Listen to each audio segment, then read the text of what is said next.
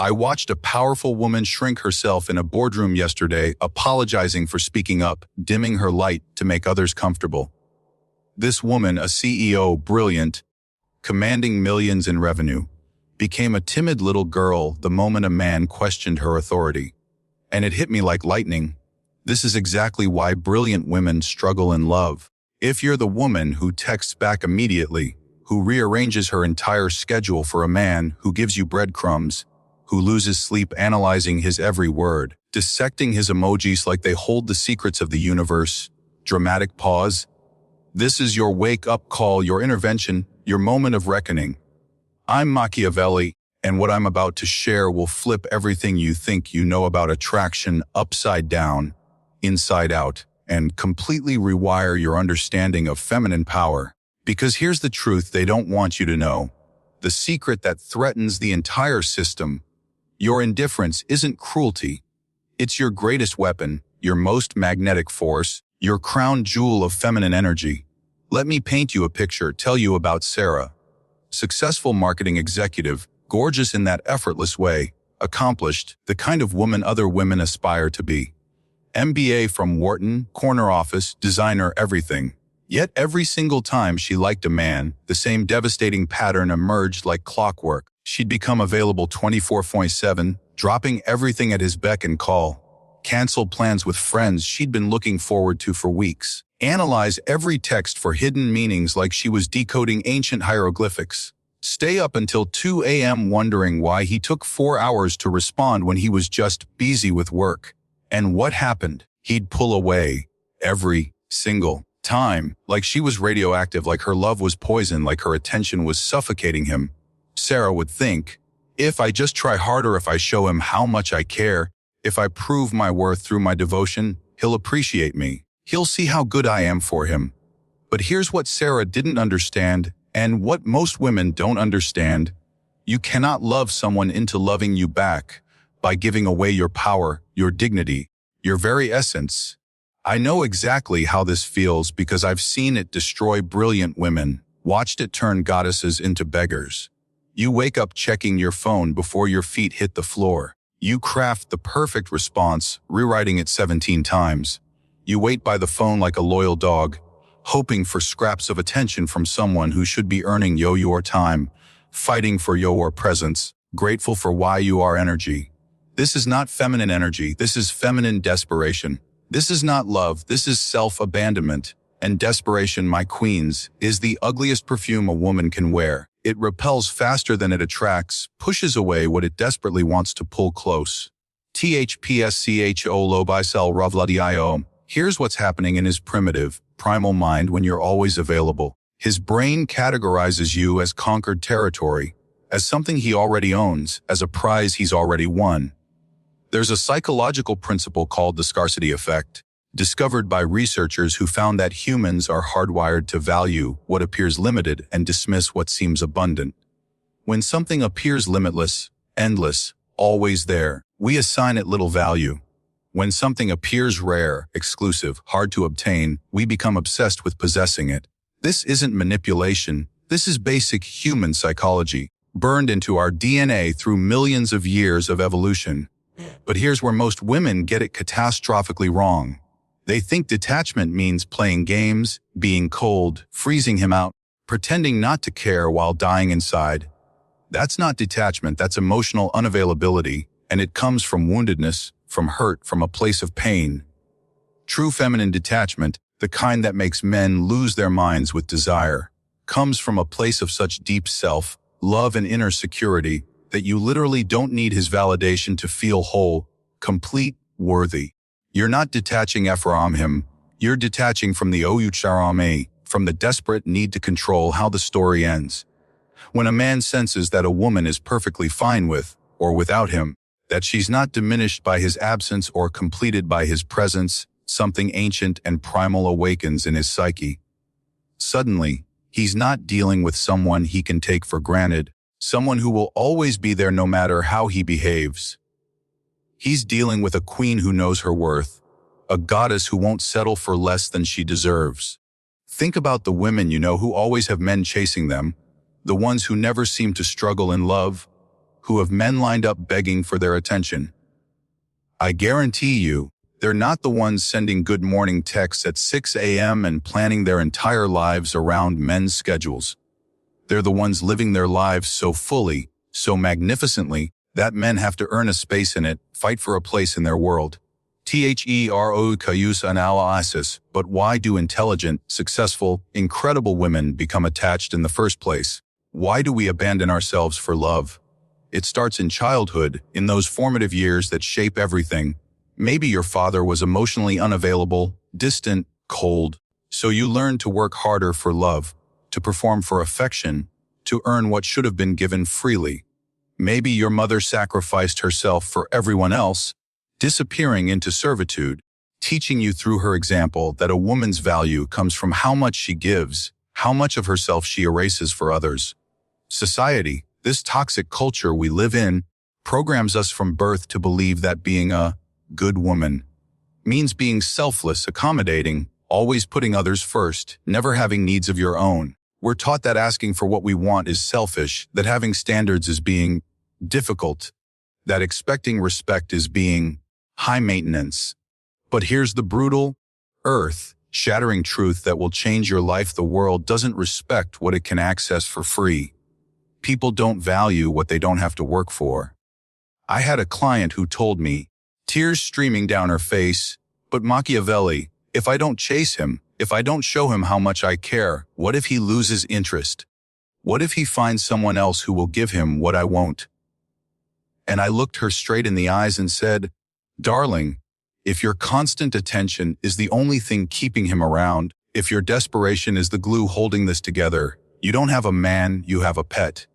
You don't have love, you have dependency.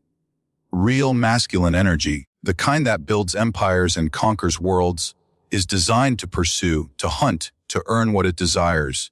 When you remove the chase, you remove his opportunity to feel like a conqueror. You rob him of the very thing that makes him feel alive in romance, the thrill of winning something valuable. The feminine energy that drives men to madness, that haunts their dreams and occupies their thoughts, isn't the energy of desperation. It's the energy of choice, of selection, of a woman who chooses him from a place of abundance, not need. The3levels of femininity detachment. Let me break down the 3 sacred levels of mastering this ancient art, the blueprint that separates queens from commoners. Level 1. Physical detachment, the art of unavailability. This is where you control your actions, not your reactions. This is behavioral mastery, the foundation of everything else.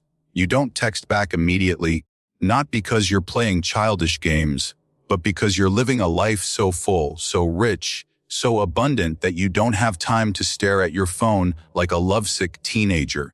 You have plans that don't revolve around his schedule. You have friends who energize you, hobbies that fulfill you, goals that exist independently of his presence in your life. You're not sitting around waiting for him to make plans. You're making your own. Here's a practical exercise that will change your life. Before responding to any man, ask yourself this crucial question. Am I responding from abundance or scarcity? Am I acting from my power or my wound? If it's scarcity, that desperate, clawing need to keep the conversation going, to prove you're interested, to maintain connection, wait. Breathe. Center yourself. Respond from your throne, not your knees. Level 2 and emotional detachment. The fortress of self-worth. This is deeper, more profound, more transformative. This is where you genuinely don't derive your self-worth from his opinion of you, where your mood isn't a weather vane spinning with his attention. His silence doesn't send you into a spiral of self-doubt, questioning everything about yourself. His bad day doesn't become your emotional crisis. I remember a client telling me her boyfriend seemed distant, and she immediately assumed she'd done something wrong, started replaying every conversation, analyzing every interaction. I stopped her and asked, what if his distance has absolutely nothing to do with you?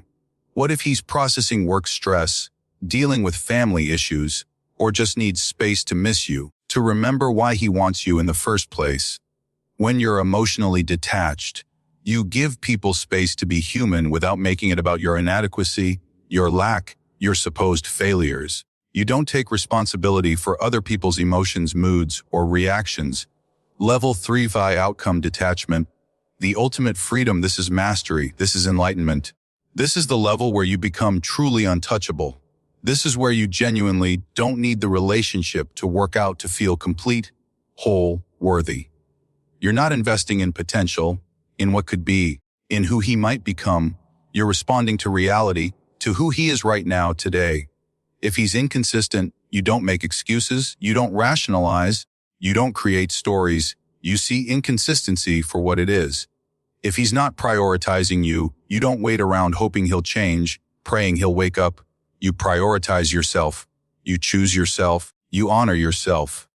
A woman operating from this sacred level says with quiet confidence, I would love to explore this beautiful connection with you.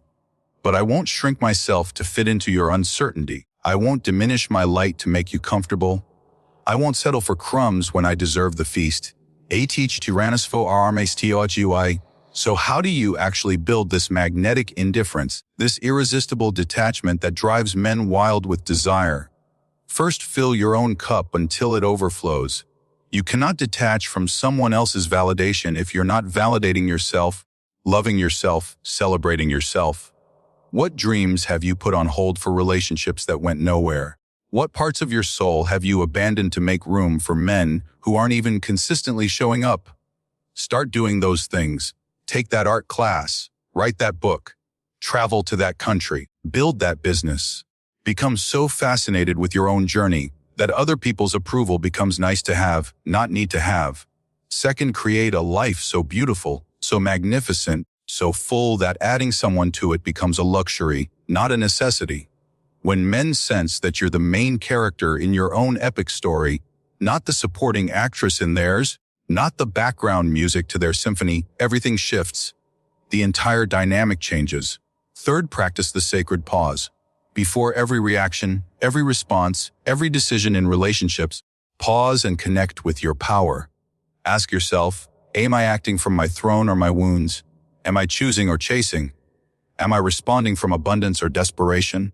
Here's what I want you to do right now. This very moment, think about the last man who had you spinning, who had you questioning yourself, who had you losing sleep. Now imagine you're a queen sitting on your throne, and he's requesting an audience with you. Would you grant that audience based on how he's been treating you? Would you allow him into your sacred space? If the answer is no, then why are you giving him access to your energy, your thoughts, your precious time? Teach psychological shift on him. When you master this ancient art, watch what happens in his psychology, observe the transformation. Phase 1 teen confusion and disorientation. He's used to women being available, predictable, easy to read. Your detachment creates a pattern interrupt in his brain, a glitch in the matrix he's used to operating in. Phase 2 intense curiosity. Why isn't she chasing me like every other woman? What makes her different? What does she know that I don't? You become a mystery he needs to solve, a puzzle that keeps him awake at night. Phase 3 Z active pursuit. His hunter instincts activate, his primal masculine energy awakens. Suddenly, he's the one initiating conversations, making plans, trying to earn your time, fighting for your attention. Phase 40 deep investment. When he has to work for your attention, when he has to earn your energy, he values it more. What we work for, we treasure. What's given freely, we often take for granted or even resent.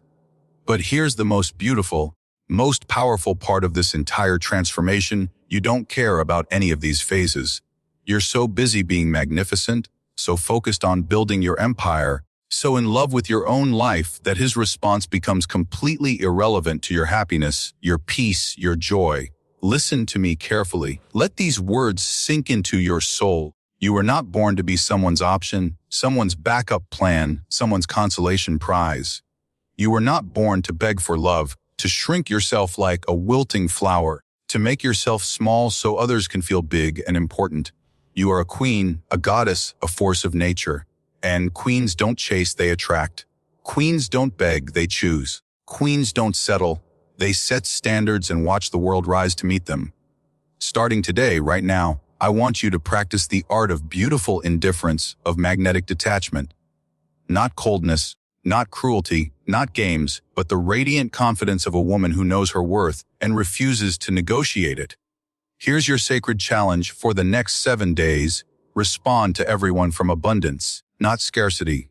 Before every text, every call, every decision, every interaction, ask yourself, what would a queen do? How would a goddess respond? What would a woman who truly loves herself choose? Comment below and tell me, what's one specific way you've been giving your power away in relationships? What pattern are you ready to break? Let's shatter these chains together. Let's break these cycles that have been passed down through generations. And if you're ready to master the full spectrum of feminine energy, the art of being magnetic without being manipulative, powerful without being cold, irresistible without being needy, check out my Feminine Energy Masterclass in the description below. Remember, my beautiful queen, your indifference isn't cruelty, it's clarity. It's not meanness, it's majesty. It's not coldness, it's confidence.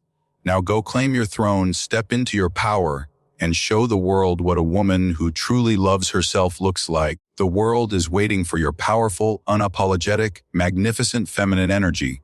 I'm Machiavelli, and this is how queens are made, how goddesses are born, how legends are created.